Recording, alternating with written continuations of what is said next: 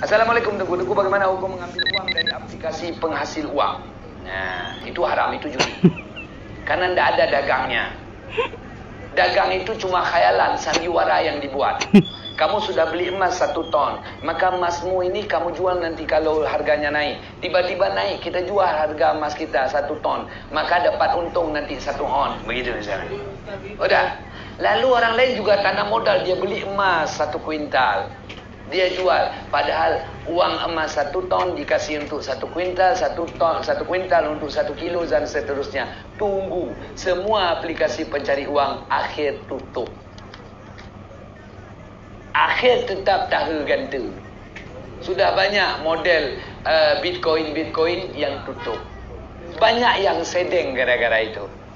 Jadi cari uang itu harus banting tulang.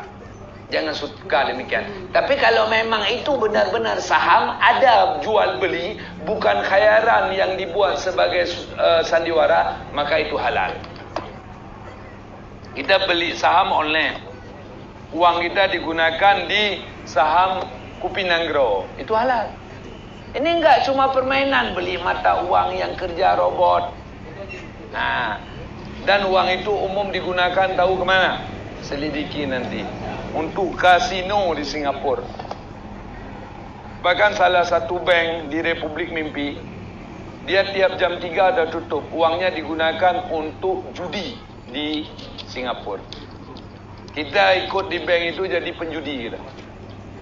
Tapi kan kita nggak tahu Tengku. Iya nggak tahu, tapi kita ke minum baygon tetap akan ngos-ngosan kita. Walau nggak tahu itu baygon. Ada ya?